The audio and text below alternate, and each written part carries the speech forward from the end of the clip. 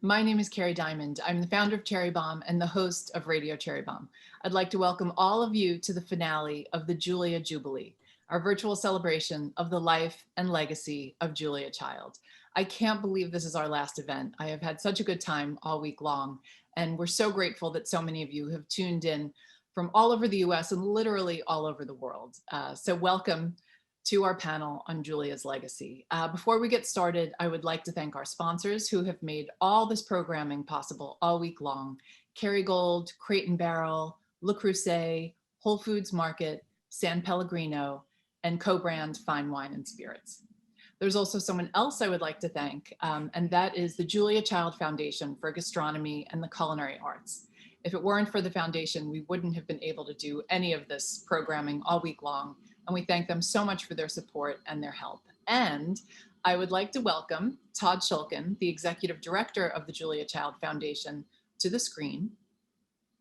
Todd is going to say a few words. Hi, Todd.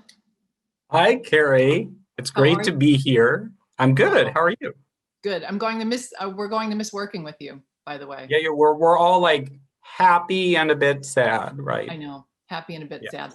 Well, Todd, Well, I'm going to disappear for a minute because I know you have a few words to say to the audience.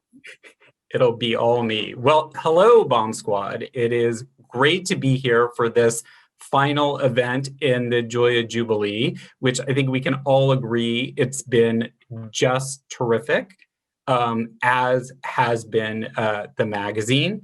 The issue devoted solely to Julia, which I have right here. If you don't have it yet, you should get it because it really turned out amazing, as you'll hear some flavor from many people on this panel who are included. So I wanted to tell you a little bit about the foundation, and I thought the best way to do that was to give you an example. So Julia actually set up the foundation while she was still alive, but for it to operate after she was gone. And in a nutshell, the foundation is designed to continue to advance the causes that mattered to Julia during her career. And one of the ways the foundation does that is by making grants to other nonprofits in the food world. And one of the organizations that we've been supporting is the Oxford American. And the Oxford American is a quarterly literary magazine that celebrates Southern culture, including Southern food culture. And we've been supporting food writing as well as some short form documentary videos about Southern food for several years now. And this year, the Oxford American decided to do an entire issue devoted to food. And that issue is out now. It was guest curated by a writer, songwriter, and professor at Vanderbilt in Nashville, named Alice Randall. And Alice has done just a fantastic job of representing what has been a really tumultuous, traumatic, significant year between the pandemic, the racial reckoning in America and around the world, and the racial reckoning in the food world. And the magazine, this issue of the Oxford American, has this terrific collection of essays, articles, poems, art that talk about and celebrate Southern food culture as it relates to this really tremendous time that we've all been through, and also how it relates to American food and American history. So I really encourage you to check it out. You can get excerpts on oxfordamerican.org. And if you want to go behind the story, you want to check out the Foundation's podcast, which is called Inside Julia's Kitchen. It's on Heritage Radio Network, heritageradionetwork.org, which is where Radio Cherry Bombe got its start. And go to episode 121. And that's where my conversation with Alice Randall about how she put this food issue together and the stories behind it. And Alice has the most amazing Julia moment. It's a way we end every episode. And actually, many of the panelists that you'll be hearing from in just a few minutes have been on the podcast and given their Julia moment. And I bet we'll have some Julia moments today. So I hope that's given you a flavor. Oh, it's episode 121 of the podcast, one of the most recent ones with Alice Randall. So I hope that's given you a flavor of the kind of things that we're doing at the foundation to extend Julia's legacy. And you can follow the foundation on Instagram. It's at Julia Child Foundation, naturally. And you don't want to miss the upcoming announcement of the 2021 Julia Child Award in just a few weeks. So we hope you'll stay tuned for that. And we hope that the Jubilee has given you an opportunity to learn more about Julia and particularly her legacy, which Cherry Bombe has just done an amazing job of capturing. So we thank everyone for participating in the Julia Jubilee. And most of all, we thank Cherry Bombe for their support of the foundation. It's great to be here. I'm looking forward. Thanks, Kerry. Thank you so much, Todd. We can't wait to see who you announce in a few weeks. I know we couldn't get you to tell us in advance, so we have to wait along with everyone else. So top secret. You and the foundation have done such a beautiful job with Julia's legacy. So we're so excited to end with a conversation about Julia's legacy. And Todd, I hope I get to see you soon. Yeah, in real life, maybe. In real life. Take care. Thanks again. All right, speaking of Julia's legacy, the next person I would like to welcome to the screen is Jaíne Mackievicz. Jaíne is a young pastry chef and writer from Massachusetts. Speaking of the magazine, Jaíne contributed an article for the very first time to the Julia issue.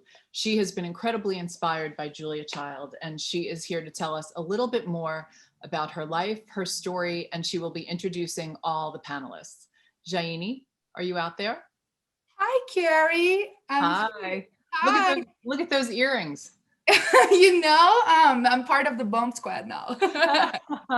Well, Jaíne, I'm going to let you take over and we'll see you in a few minutes, okay? Okay, thank you very much. Bye. So, hi, everybody. I'm so honored, happy, excited, all those good feelings to be here today. Back in Brazil 4 years ago, never imagined I would have a chance to do something like that. So I'm really, really happy. And I wanted to say hi to my friends in Brazil. Muito obrigada por virem hoje. And I did contribute to the Julia issue, which was something so unique and special because Julia has influenced my life in so many ways. It's amazing. I'm from the Amazon. It's a very remote place in northern Brazil, and I watched Julia Child on TV on a clip from Mr. Rogers' neighborhood, and I was in love with her right away because she was so passionate and vivid, and she was so full of joy and so tall, and I'm a tall person myself, so I felt represented. And from that moment, I decided I wanted to be a cook. And then I moved to Boston to go to Boston University to attend to the program that Julia and Jacques Pepin created. And here I am, and I'm still learning so much from her and from her legacy. So I'm honored to be presenting this panel today. So I'll begin with Alex Prud'homme, who's a writer and the grand-nephew of Paul Child, and he co-authored the book, My Life in France with Julia. He also consulted on the production of the movie Julie and Julia, and he has published other books. By the way, The Ripple Effect is a remarkable book. You should all read it. And then we have Dory Greenspan, who we adore. We, the Bombe Squad, adore Dory. She is a food writer, and she has published 13 books and one more that is coming soon. We can't wait, Dory. My favorite book's actually Baking from My Home to Yours. It's my baking Bible. And Dory worked closely with Julia, so I think she will have many Julia moments to share with us today. And then we have Grace Young, who is a cookbook author, culinary historian, and a filmmaker. And she was also inspired by Julia's cooking and Julia's French cooking techniques at the beginning of her career. And I think she can share so much with us today. And Grace is also a fierce advocate for Chinatown. And Grace, we thank you for that. We also have Sara Moulton, who's a writer and a chef who many of us know from television.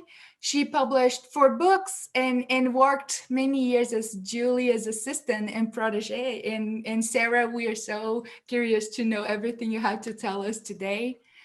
And we have Tanya Holland, who is the chef and owner of Brown Sugar Kitchen in Oakland, and who's also a TV personality. And Tanya frequently advocates for inclusion and equity in the hospitality industry. And it feels so great to have a voice like yours, Tanya, doing this for us. So thank you very much. So with any further ado, I would like to introduce this panel on Julia's child legacy. I'm so sad that this is the last event on the Jubilee, but I know you will enjoy it very much. I will enjoy it very much. And thank you very much for being here today.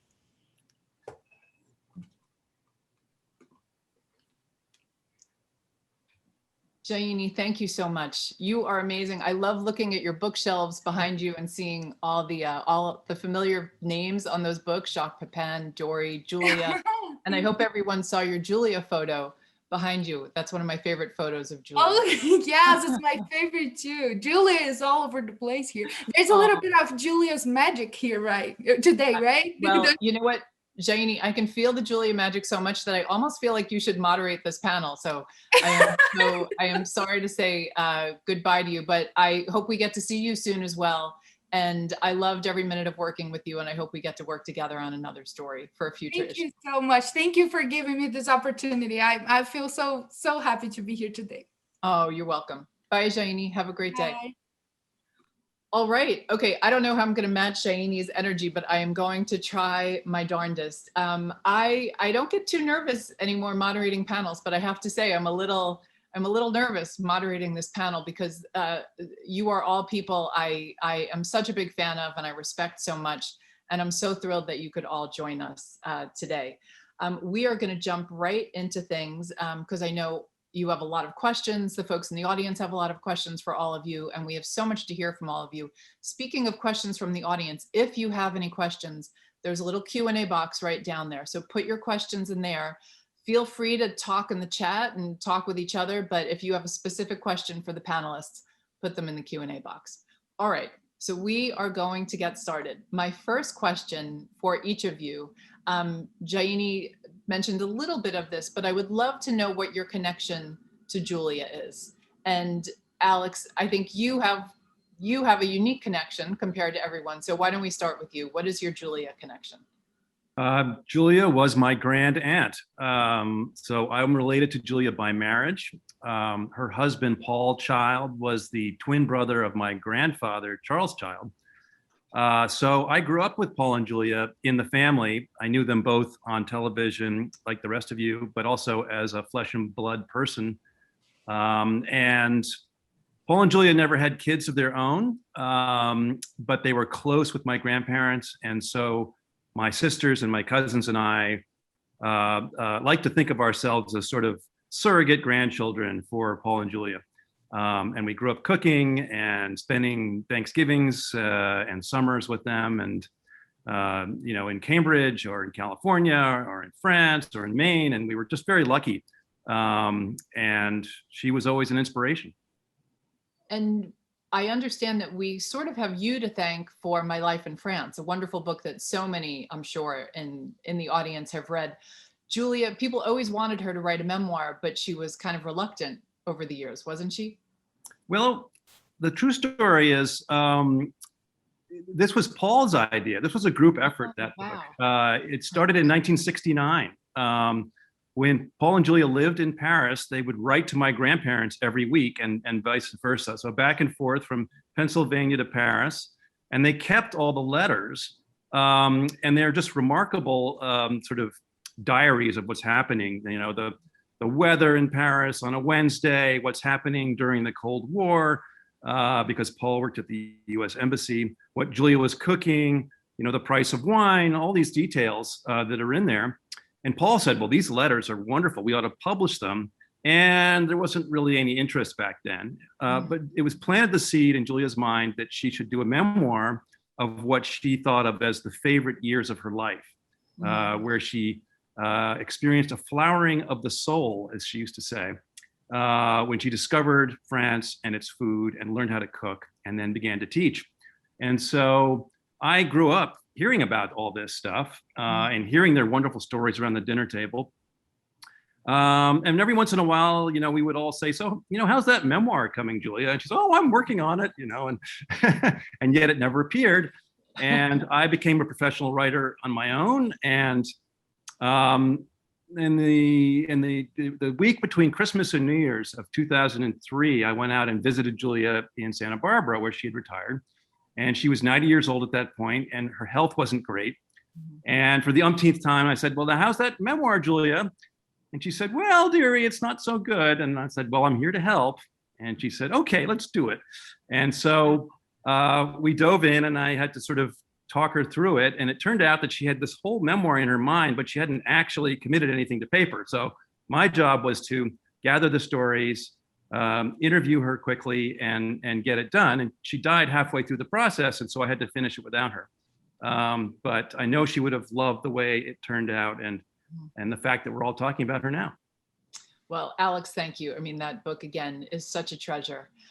So Alex was related and worked with Julia, and we have two non-relatives on the panel who worked with Julia. When we were working on the special issue about Julia Child, we came up with, we were like, we have to do a story just so we can title it, Julia Child Was My Boss. And we made that happen. And of course, we have Dorie and Sara in there. Sara, you're the first one in my line of sight here. So I would love to hear how you wound up working for Julia and what did you do for her exactly? Well, I was the chef manager of a catering operation in Cambridge, Massachusetts, and I hated it. But one day I was peeling 1 million hard-boiled eggs with a woman named Barrett Pratt. And we were talking about how Julia hard boils her eggs, which is to not boil them. And she said, oh, I'm a volunteer on Julia's public television show. And I was like, what? She said, well, let me go talk to Julia. We're just about to tape another season called Julia Child and More Company. And let me see if she's interested in having you come join us. So the next day, Barrett came in and said, I talked to Julia and she wants to hire you. I was like, what? Pay me? She hasn't even met me. And Barrett said, yeah, I told her all about you. Go call her. This is payphone days. So I go to the corner payphone, and of course, Julia picked up because she was listed. I'm sure a lot of you know that. So on Thanksgiving, all those nutcases would call her up, and she'd have to talk them off a ledge about their turkey being left in the garage for 3 days, etc. Their raw turkey. So her opening line was, oh, dearie, I've heard all about you. Do you food style? Well, this is 1978. Way before food styling was codified the way it is now. And I had to do some quick thinking. I was like, well, I landed the parsley on the plate nicely at that last restaurant I worked at. I just did cold poached decorated salmon for 700 looked pretty good. I'm sort of, I did watercolors in high school. I lied. I said, yeah, I'm really good. And, so she hired me. So I got to work on Julia Child and More Company and the cookbook that went with it. And it was a 3-month gig. And then that, Julia, as Alex said, had no children. So she was, besides having adopted children like him, she adopted a lot of us. So I became, she was a mentor and friend, but, she felt like another mom. And it was a relationship that I had for the rest of my life, or her life. And I got to work with her at Good Morning America for about 10 years. I did all the prep for her behind the scenes. And, we used to hang out as she did with all the young people that she got, or all the people she got to know. And I was really lucky the last year, 2004, when she passed away in August, 2 days before her birthday, I forced the Food Network, I was still working there, to do a special on her. And although they initially told me, who cares about her? I talked them into it, and I managed to do, I think, the last in-person interview or for camera in May of that year. I have to say it was the first and only time that she forgot a few things. She was getting forgetful. So that's how I knew Julia, but she was always in my life, and she loved my husband. Oh. Well, he was cute. What's not to love? But she loved men. I mean, she loved women, too. She loved everybody mostly. Yeah. So, Sara, thank you. So Dory, you are the second person who can say Julia Child was my boss on this panel. I can, but I can also, Sarah, just listening to you. So the first time I went to Julia's house in Cambridge, she was boiling eggs. She had like 3 or 4 pots on the garland, and there were timers and notebooks, and she and Stephanie were saying, okay, if you boil them for 3 minutes, and also the last time we had lunch together, I did notice that Julia sat next to my husband, Michael, and kept patting his knee. Yeah. So I met Julia. I really came to Julia as an adult. I didn't grow up with Julia on television. And while I had all of her books, I wasn't a Julia cook.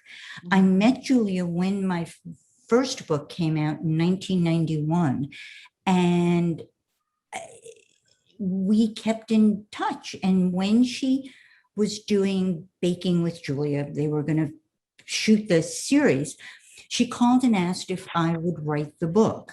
She and Jeff Drummond, the publisher. And I actually said no, because I had just gotten a job at the Food Network. I was in show business. This was going to be a new life for me. And 6 months later, I thought, what have I done? I don't love show business, but I do love Julia, and I do love writing. And I called and I said to her, so who'd you get to write the book? And she said, no one yet. I said, sign me up. And so I got to work with Julia, planning who would be on the series, writing the book, and like Sarah, being in touch with Julia forever after. I don't think Julia's ever lost a friend, has she? I think she just held on to people. Mm-hmm. Wow. So Grace and Tanya, I want to talk to you next, because you two are chefs, and Tanya, we can tell you are actually in a working restaurant, because I've seen a few people go behind you. So Tanya, let's start with you. How did you meet Julia? What part of your journey were you on? Yeah, I had the privilege of attending La Varenne École de Cuisine in Burgundy, France, and which was founded by Anne Willen, and Julia was involved as well. And we were just, in our usual routine where we had people coming for gastronomic vacations. We were the stagiaires and we assisted. And then all of a sudden, the word was that Julia Child was coming to visit. And it was just, it was incredible. I mean, who would have thought? There I was, 25 or 26 years old, just embarking on my culinary part of my hospitality journey.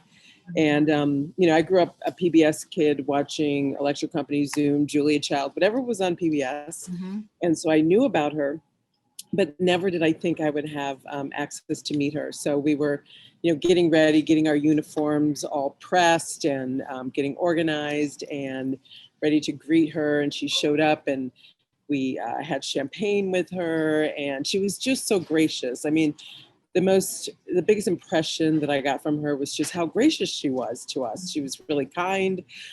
She was interested in us. She was asking us questions. So she wasn't, off-putting or stuck up, or someone you might think like not accessible.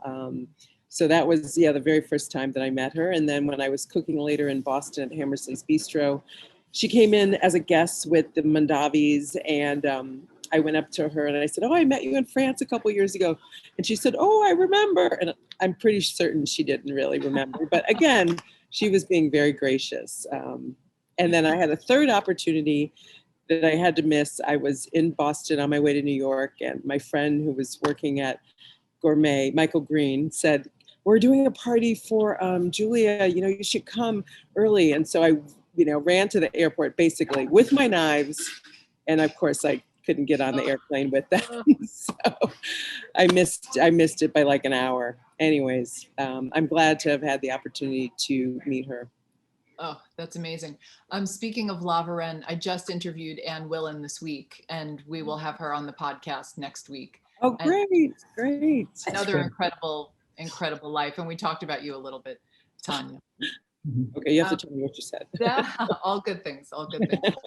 Okay, Grace, last but not least, you are another chef who's been influenced by Julia, and I'm trying not to look at the chat too much so I can focus on what everyone's saying, but I did see the word wok come up several times, Grace. So you are, known as the queen of the wok. So I'm sure some folks are directing some questions to you already. But Grace, can you tell us your Julia connection? Well, first of all, I'm not a chef. I've never worked in a restaurant, so, but I am a huge Julia fan. And when I was 8 years old, I discovered Julia on television, and I immediately just fell in love with her. And I'd only had Cantonese food. My family had basically maintained the traditions of classic Chinese culinary cuisine, and I was just mesmerized. And I remember that I sent away for her recipes at WGBH, a self-addressed envelope, and I would get it. And I convinced my parents that they should let me cook from Julia's book and her recipes. And so it was the first time my family ever had classic French cooking in our home. And it was fantastic. And so I had this love and interest of French cooking. My parents let me study with a legendary French chef in San Francisco. And then when I was 15 years old, I heard that Julia was coming for a book signing. And I didn't really know what that meant, but I convinced my dad to bring me to the White House department store. And I had my little copy of The French Chef. And it was the ladies who lunch. There was not one Asian person in the room. It was women with little Dior suits and gold jewelry, and they were all clutching a copy of Mastering the Art of French Cooking, and I had my little paperback. And Paul was with Julia, and they both signed my book. So that was a huge moment for me. And then later, when I was writing my first cookbook, Wisdom of the Chinese Kitchen, I kept on thinking about Julia. And in The French Chef, she starts the book by saying that she wanted to take the bugaboo out of French cooking. And I thought to myself, that's what I want to do for Chinese cooking, is to take the bugaboo and demystify it for people. And so after Wisdom of the Chinese Kitchen was published, the American Institute of Wine and Food had a Chinese New Year's celebration, and they invited me to be the keynote speaker, and Julia was there. And so it was actually one of these amazing experiences that my life came full circle, and that I could thank Julia in public for being such an inspiration for me. So it was one of those, very, very special moments in my life. And at the end of the dinner, she said, well, we must stay in touch. And she reached into her bag, and I thought, oh, Julia's going to give me her business card. And she pulled out her checkbook. And she pulled out a deposit slip and wrote her phone number on the deposit slip for me. The phone number was actually already printed there, but she said, do give me a call. We must stay in touch. So that was a very, very special night for me. Grace, that's so funny. I wasn't sure where you were going with the checkbook. I was like, did she write you a check? I was wondering. And Grace, so interesting also that you said you don't call yourself a chef. I know you are an author and a teacher, but similarly, Julia didn't call herself a chef, even though the world got to know her as the French chef. And for those who have joined on the Jubilee journey that we've been on for the past week, we learned that it came about, and maybe Alex, you can correct me if this is wrong, they needed a title that would fit on one line of TV Guide. Yeah, that's true. Yeah. Is that true? Mm-hmm. Yeah. Julia always called herself a cook as opposed to a chef. And she really thought of herself as a teacher and also as a student.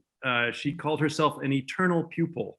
And one of the things I think that people loved about her was that she felt you could always keep learning.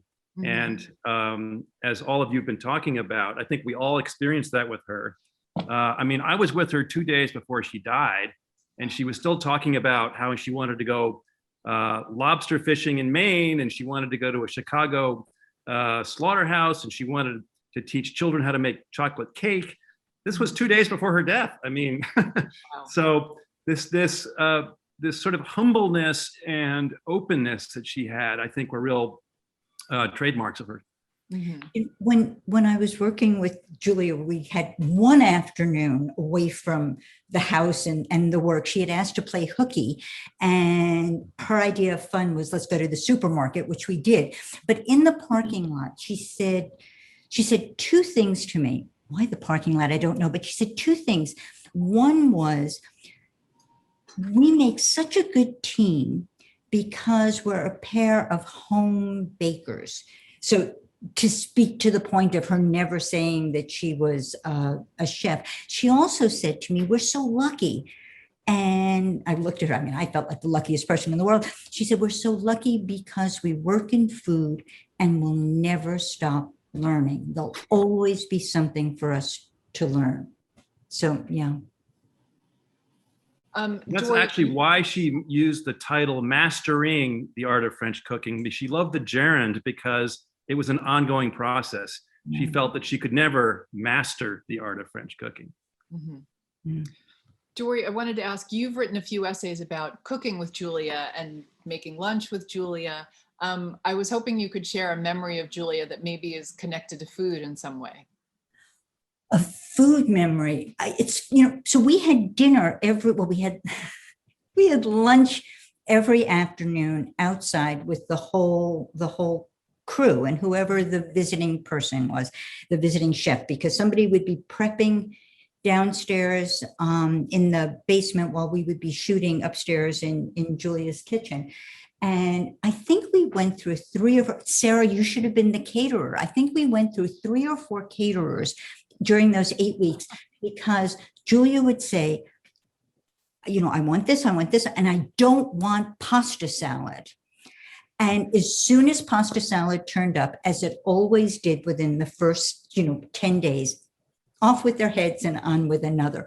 But we would be in the kitchen at night cooking. There would be so many of us. Mm-hmm. And she loved having everybody there doing something. Everybody had a job. Everyone was part of it. And that was a feeling,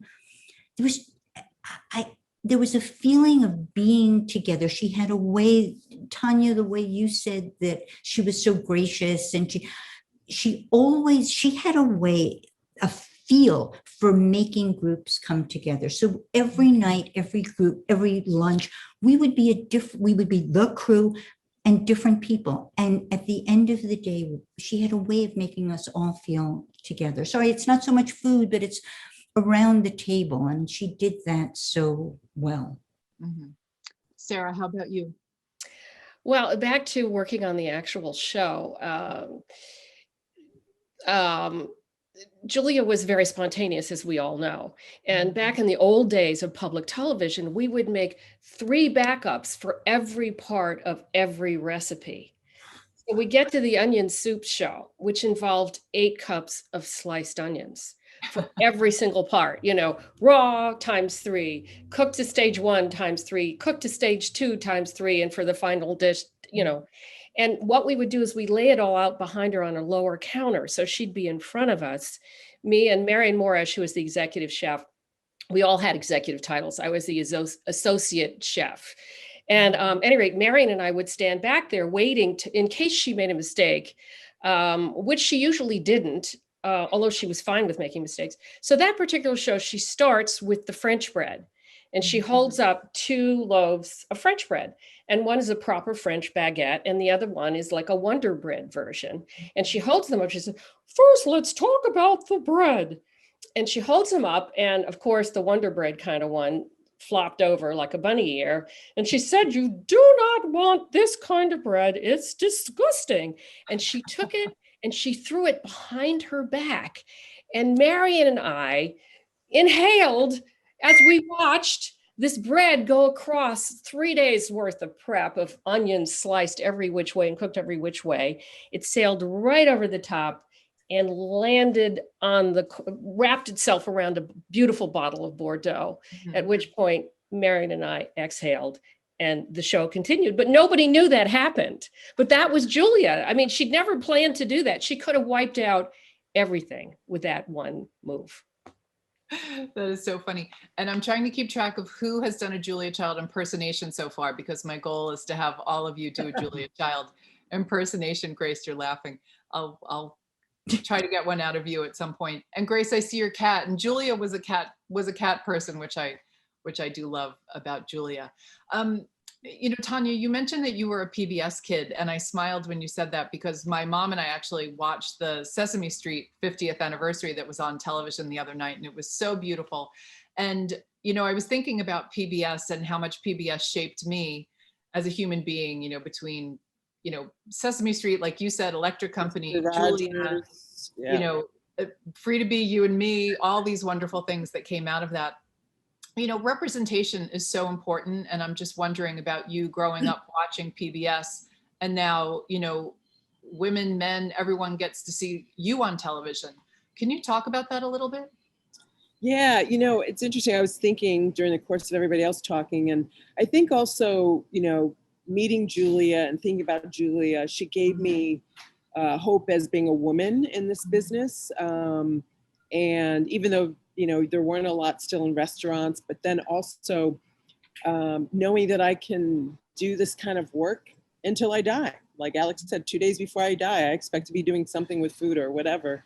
But yeah, as far as, you know, the representation of being, you know, a Black woman, again, you know, meeting her, it seemed possible because there was no, you know, there was nothing in her way of talking to me that said like, well, you know, this is not something that you can do. And that was someone that I looked up to so much.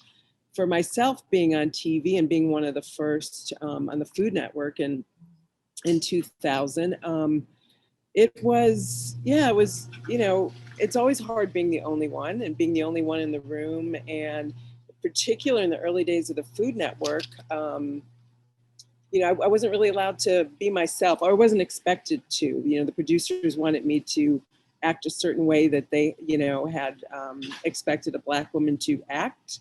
It wasn't until I did the show on OWN where I really had freedom to just, you know, fully be myself.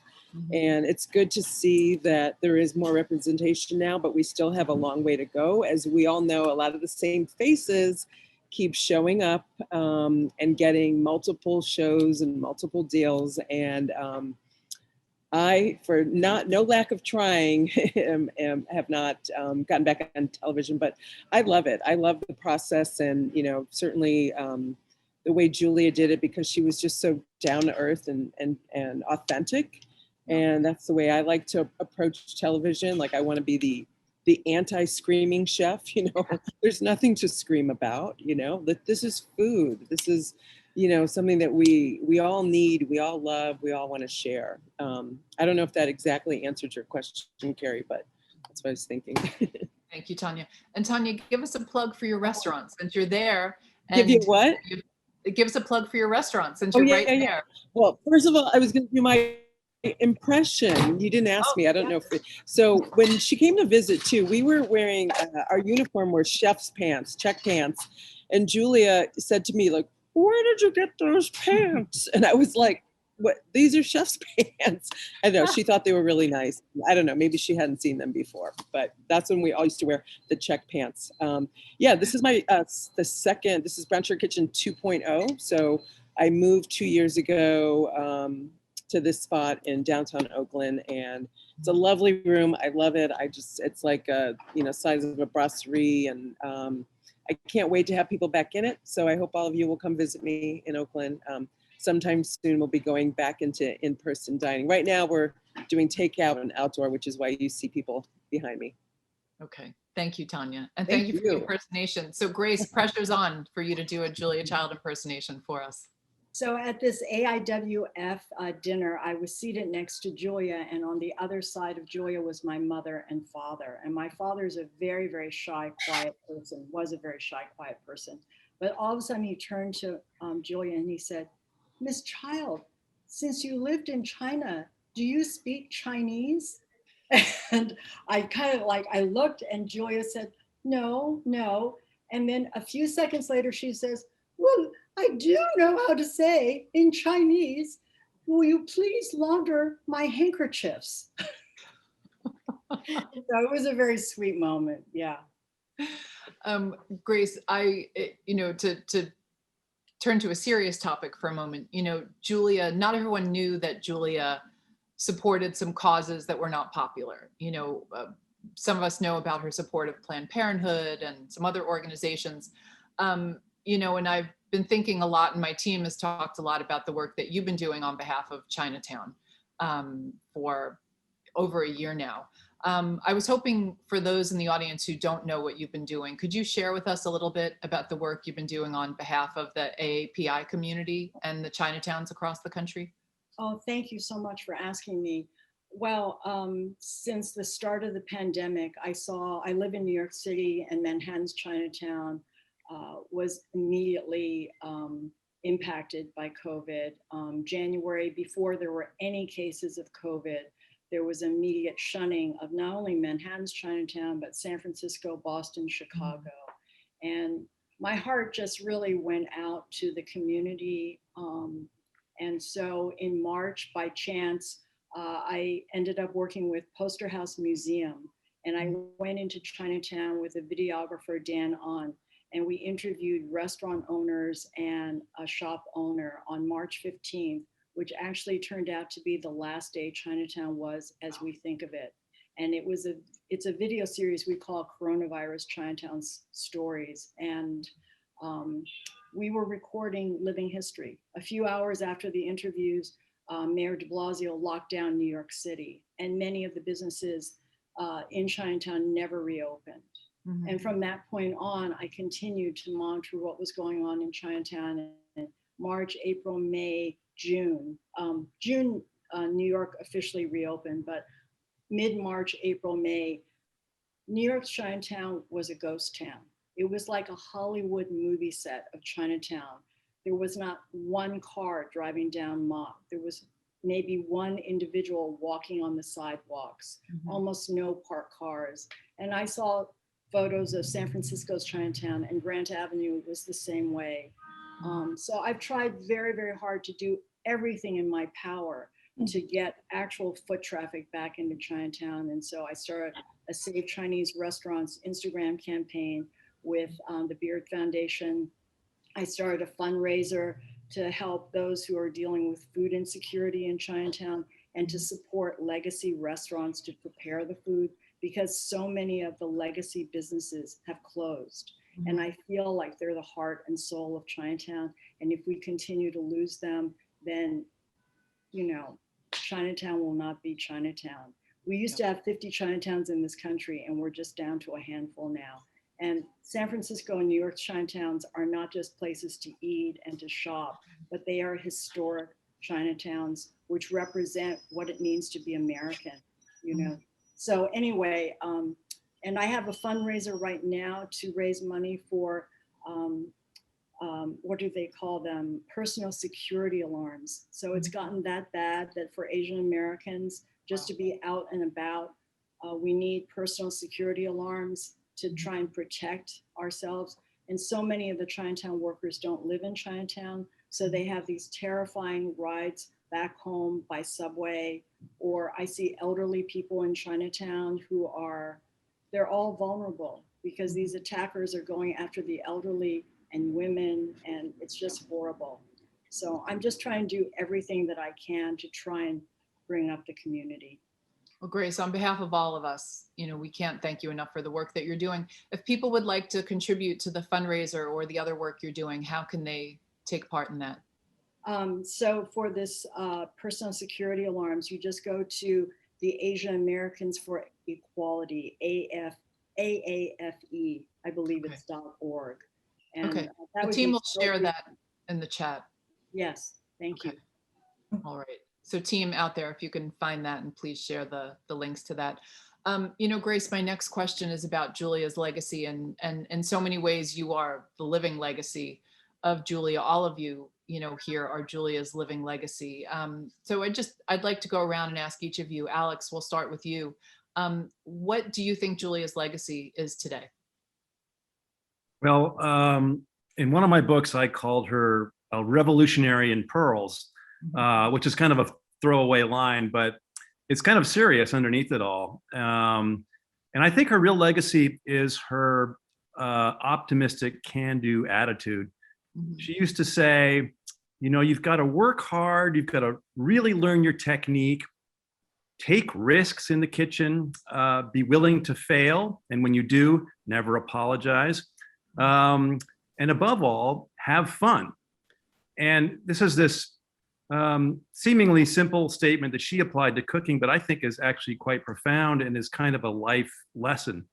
And she inspired, you know, millions of people across the country. And I think it was really, at the end of the day, it was that attitude towards life, whether it was for cooking or something else, that really inspired people and made people feel that they could do things that they had never done before or were afraid of. Mhm. Dory, how about you? Well, you know, I think we are her legacy. Cherry Bombe is certainly her legacy. She was so encouraging for women to be working in food. And I think Julia taught us, we teach others. I think this is a legacy that her teaching continues.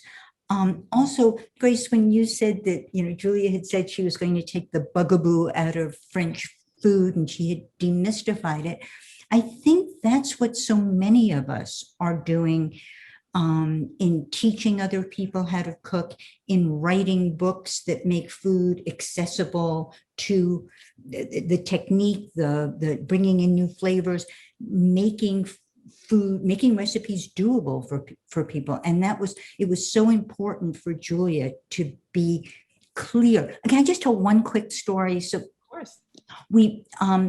Julia went on tour with Baking with Julia, and she would call me every night after she'd been on tour, and she'd always start the same way. It was a great day. All of the recipes worked.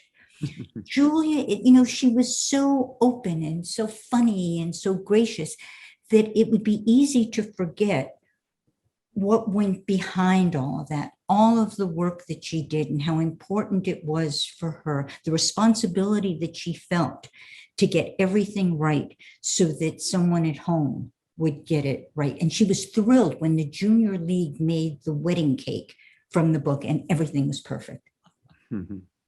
That's so funny. Sarah, how about you? What do you think Julia's legacy is? Well, it's so hard to say any one thing. I mean, she was such a trailblazer in so many ways, but I think she enabled a lot of people to feel comfortable to get in the kitchen and cook. I mean, it's really counterintuitive because here she'd be saying, oh, it's so easy, as she, you know, made a ballotine of something or other. I mean, nothing she did was easy, but her whole attitude about it made it seem like, oh, maybe I can do that too.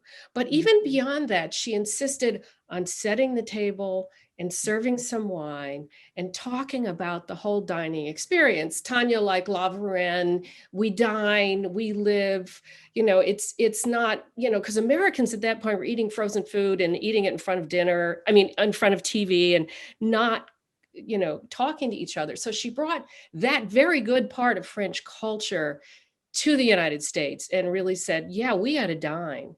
So I would say that. One other little quick story, it's very quick. So she would have, when we were working, we'd have dinner parties at her house. So that famous kitchen and all the counters came up to here on me and I could never reach the knives because I'm 5 feet, she was 6'3", and the whole, you know, but at any rate, a bunch of us would all be cooking dinner because we were all going to be eating dinner with her. And in the middle of the whole thing, as we were doing whatever we were doing, she would turn to us and say, aren't we having so much fun? You know, and it's just what Alex said. She just had such a joie de vivre. She was amazing. Tanya, how about you? What do you think, Julia? Yeah, I mean, Kerry, I'm so glad you're talking about legacy because, you know, I'm just amazed at so many cooks, young cooks that I meet that come to work for me and they don't know anything about those who came before them. And it's so important. And just like, you know, everybody said, I mean, there's just so much to her legacy. For me, training in France, well, being a huge Francophile, I was born on Bastille Day. But I got so much street cred from training in France. My family was like, you know, African-American folks didn't have any choice to be in subservient positions for years and years. And the thought of me going to cooking school, they thought I was crazy. But when they heard I was going to France and they said, well, Julia Child, learned to cook in France, and I was okay. So I think, I think the legacy is the French techniques, bringing those classic techniques to America. I bring them to my cooking, even though I cook Southern and soul food, I'm always using those techniques. And I'm just appreciative that Julia wrote the cookbooks that she did and introduced me to more than I even learned there. And I'm just grateful. Grace? Well, I was struck when Jaíne said that she was influenced by Julia in Brazil, as a little girl. And here, a little Chinese girl in San Francisco, her whole life changes because of Julia Child. And many years ago, I discovered Joseph Campbell, and he talks about finding your bliss. And he talks about when you find your bliss, you know it, and doors open up for you. And when he said that, I thought to myself, Julia Child was my bliss, because the moment I saw her, I knew. And unexpected doors opened up for me, and things just kept on going and moving. And this last year, with all the turmoil with Chinatown, I feel that my power was in using my voice as a cookbook author, as a known food person, to try and give voice for the voiceless. And it's all because of Julia, right? So the night of the AIWF meal that was so memorable for me, the entire evening as we sat having dinner, there was a steady stream of women who kept on coming up to the table and interrupting Julia's eating and saying, Miss Child, I just want to say to you how much you mean to me, how much you mean to my mother, how much you mean to my daughter. We have always cooked your recipes. And Julia was so gracious and gave full attention to each person that came, was never irritated or short with them. And I was very powerful to witness how many people needed to express their love to her. And so it was clear to me that night, and it's clear to me now, that her legacy will live on because so many of us have been so profoundly changed by her. Oh, Grace, that's so beautiful. Thank you. All right, I hate to say it, but we are almost over. We're going to take a few audience questions because there are some fun questions in here. Alex, I'm going to ask you this one. This is kind of funny. Did Julia ever send a meal back when you were eating out in a restaurant? I never saw that happen. No. She was a hungry person. She liked to eat. As Sarah can attest, I think we've had a couple meals together, and she was also very conscious of her celebrity. Mm-hmm. She didn't take it that seriously for herself, but she was aware that her actions and words had a profound influence. And so I think she was careful. Okay. Sarah, what was your favorite recipe to make with Julia? Oh, I can't say what my favorite recipe to make was, but I'll tell you what she made every single time you came over for lunch. Salade niçoise. And every time we make a salad at home now, my daughter was lucky enough to meet her too, because GMA shot something in our building and they needed children. And so Ruthie went there and got to be one of the little children under the tree with Julia in this, spot. And Julia looked at Ruthie and she said, "Do you like McDonald's French fries?" And Ruthie said, yes. She said, "Well, we must go sometime." They never did, which is sad. But at any rate, every time we make a salad at home and put it on the table, we say, even if it has nothing to do with salade niçoise, we say salade niçoise. That's so funny.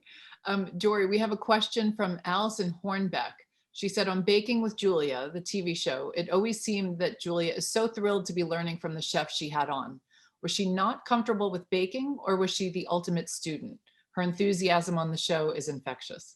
So she was the ultimate student. Mm-hmm. She knew a lot about baking, but she was always interested. I think that Julia probably could have watched somebody, like 5 people, make 5 genoise and find something different in how each one made it and be interested in that. She just, because she was so interested, she always asked the right question.